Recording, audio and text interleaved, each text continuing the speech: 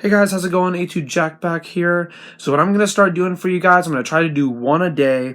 I'm going to start posting my AJ Today shows here onto YouTube for you guys to watch because I don't think a lot of you have been able to actually see them. I know a lot of you who I now follow that work with me at Top Golf haven't probably seen them. So I'm going to start posting them on here so you guys can watch them. Please take a minute to check these on out. I know that they're like 20, 30 minutes long, but trust me, you're not going to be disappointed. Check these on out. I'm going to try to get my show back going here sometime soon. I hope you guys enjoy this video, and peace. All right, everybody. All right, thank you very much. Let's get to our panel.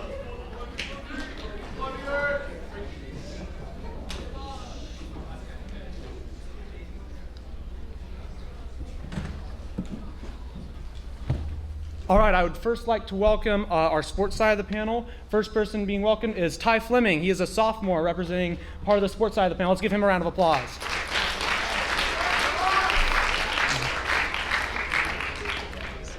Yeah. I would also like to welcome Ben Costanzo here. He's a senior representing the sports side of our panel. Right over here, Ben. I see you, man. All right, and now I would like to welcome the Democrat, representing the Democrat of our panel, Bobby Burke. She's a junior here with us. Bobby Burke.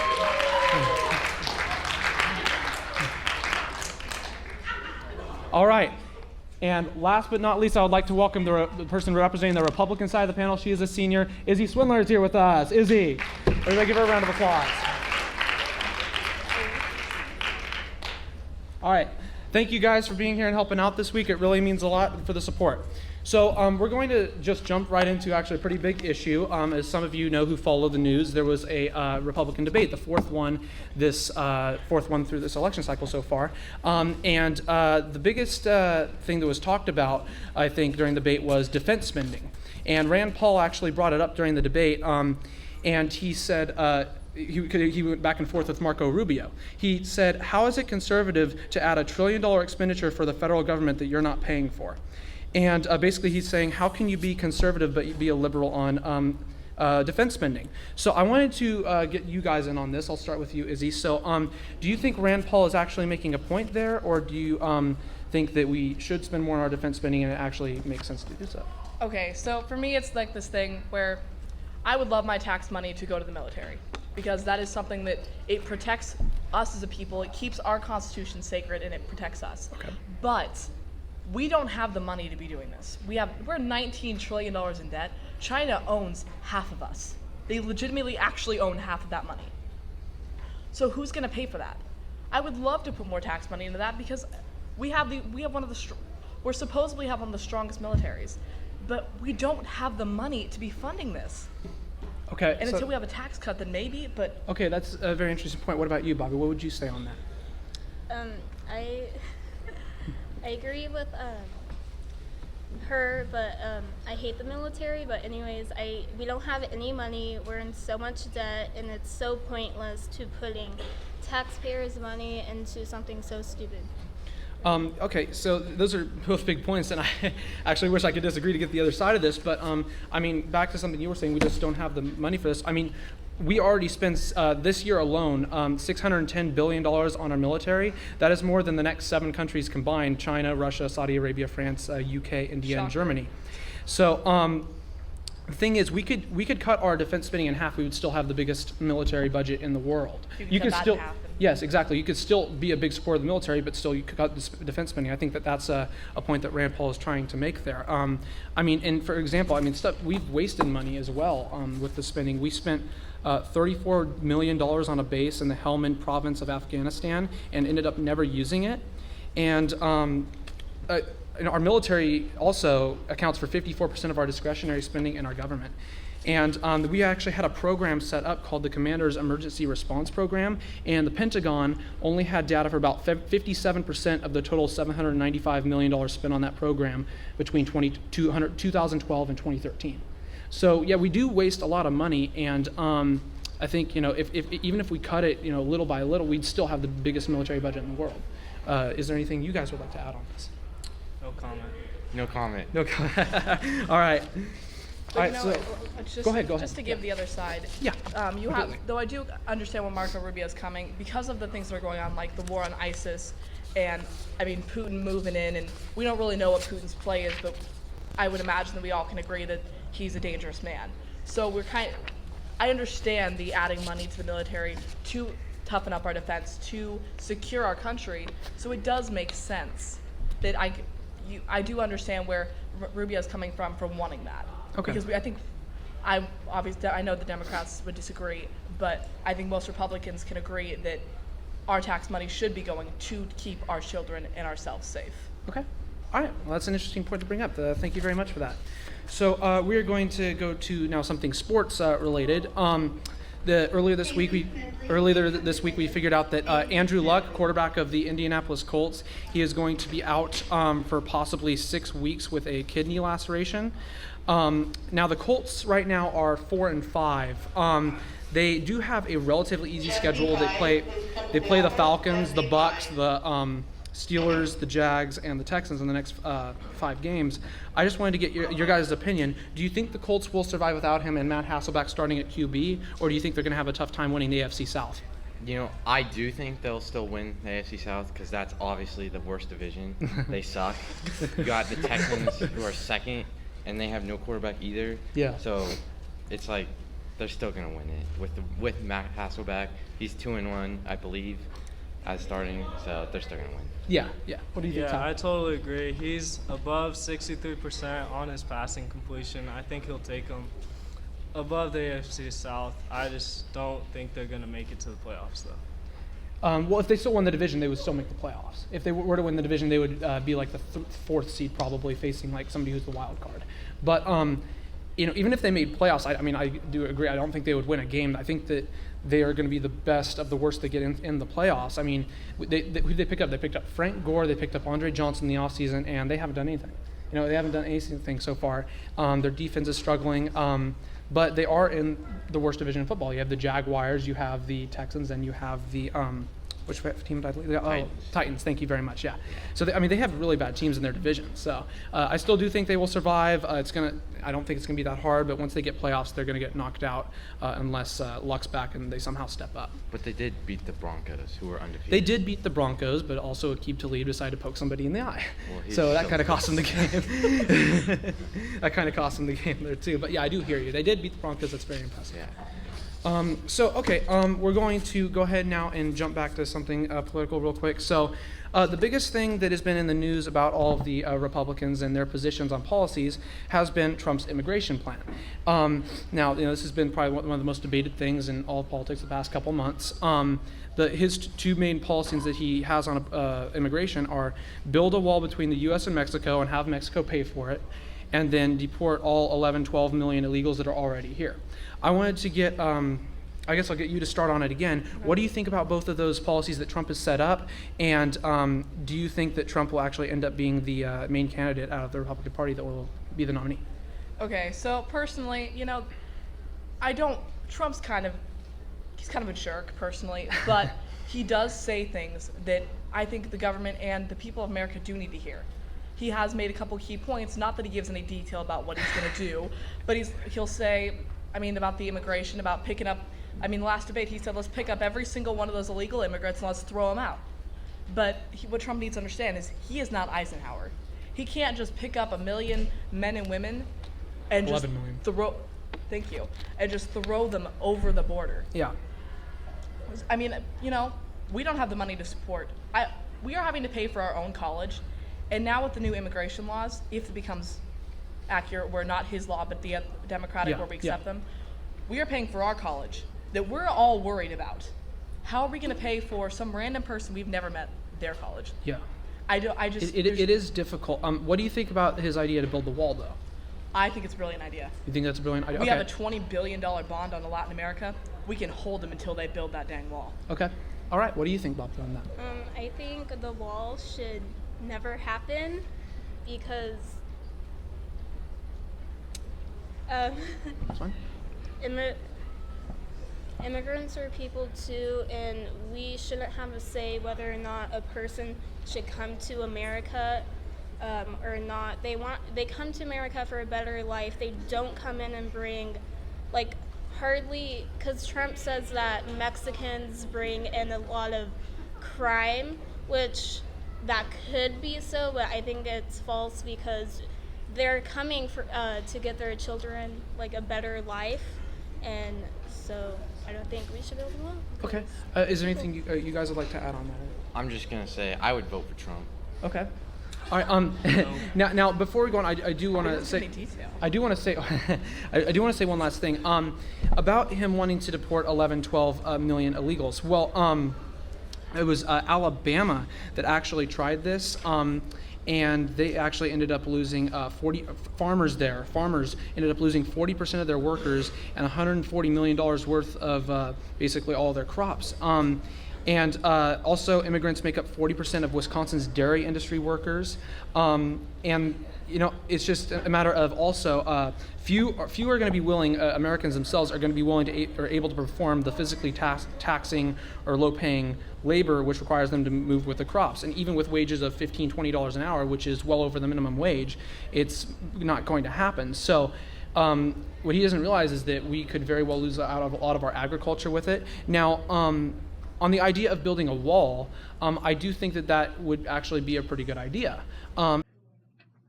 Did I really say that? No, come on, bro. Okay, this was a year and a half ago, but come on. Was I really this dumb? Oh, Jesus Christ. Let's just keep going with the video. If we build the wall, you would keep all of the illegals out. I wouldn't say though with the 11 to 12 million that are already here that we should grant them all amnesty, because there are some people that are on welfare kind of mooching off the government. I do think that those people should have to go out and get a job or something. There needs to be some sort of regulated. They need to earn their right to be here. There needs to be some sort of regulated system. Learn English and stuff like that. But I don't think that we can deport all of them, nor do I think that we can grant them amnesty. I think the answer is something in the middle. Is there anything you guys would like to say that respond? Probably doing okay.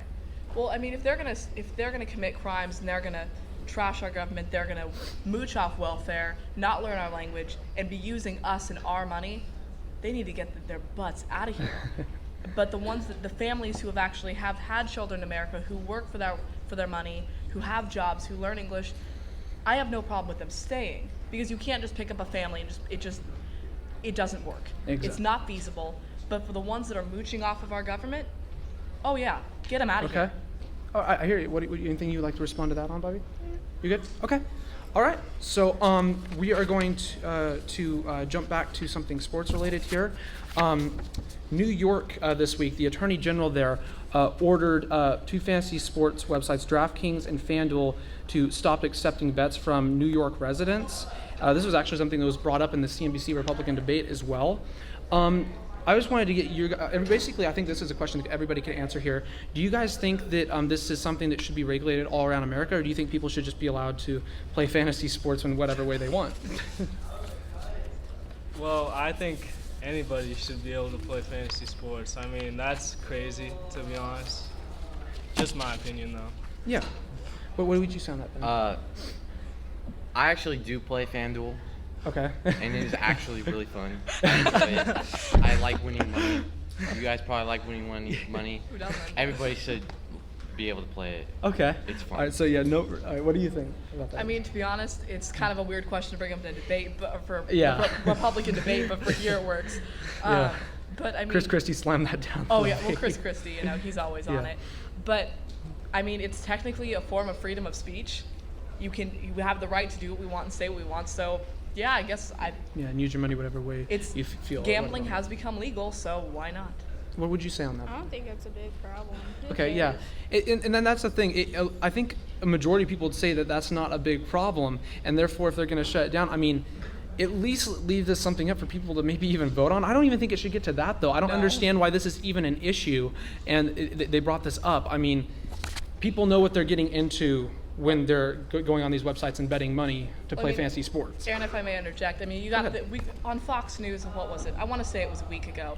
There was a big issue on the fact that Starbucks cups aren't Christmassy. I mean, holy Lord, that is the most horrible thing. There are a lot of stories out there that really do not matter at all, So- and then they actually have a Christmas color too for their costumes, and which I find so funny. I mean, the Starbucks cups, really? We're on war with ISIS is going on, and we're worried what our Starbucks cups look like.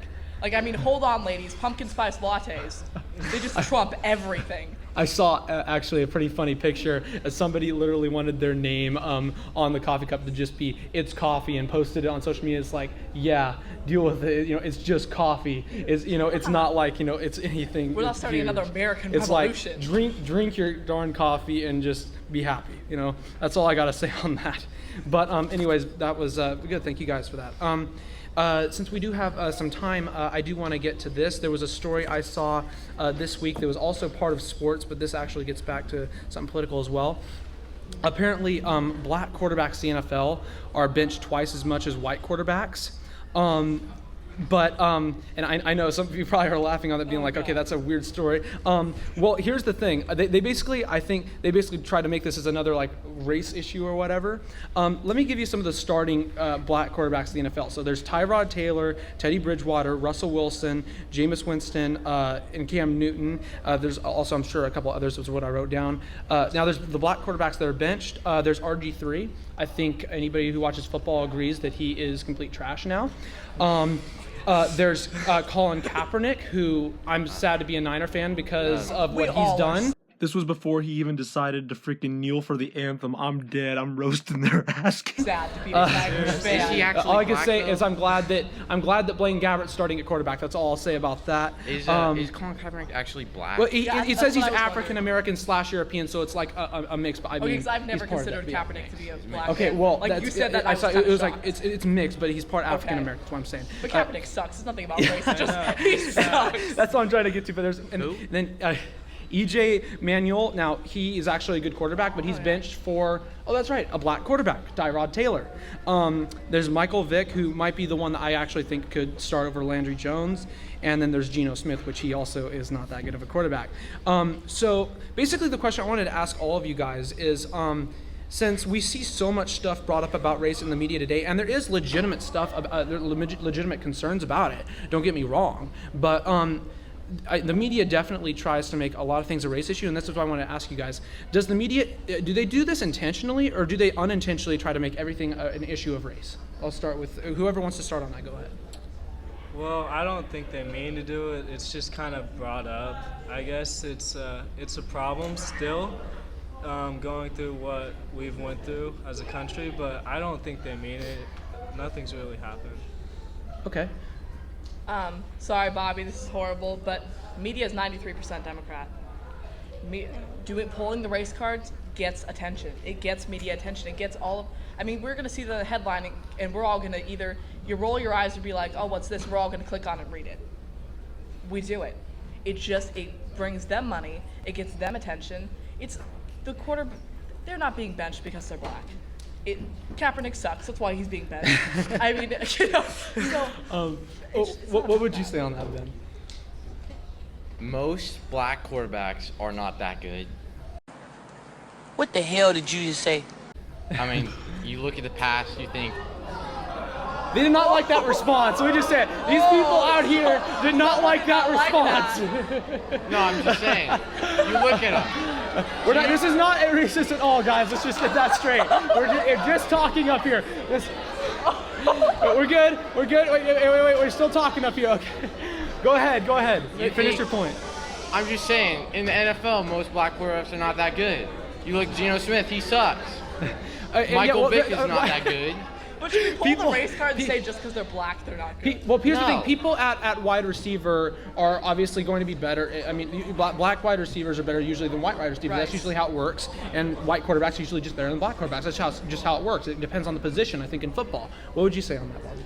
I think it depends on whatever person's playing in the NFL, and if they're not that great, then they have every right to get benched. But there are a bunch of race issues that still haven't been addressed, and the media is getting more attention about it, and I think that's a good thing because a lot of people need to get educated on how big of an issue racism is here still today. So that's my Okay. Is there anything that you guys would like to say or add on that? Actually, I kind of want to go off what Bobby said. Okay, Though go for it. we do have to. I mean, there's no doubt there's a lot of racism going on in our country. There's no argument. But I think the media is also playing it up. They're not playing it up, but the they're picking on things that aren't necessarily racist. Okay. Like the They're still talking about the race. I can Yeah. hear some conversations. this like the couple months ago, the Caucasian officer that shot the black 17-year-old. Yeah, I get that. There's stories that the media is playing up that aren't Well, about race. we could get into that another time, but right now we have to go on to our last segment. Thank you guys for helping out today. That was very nice.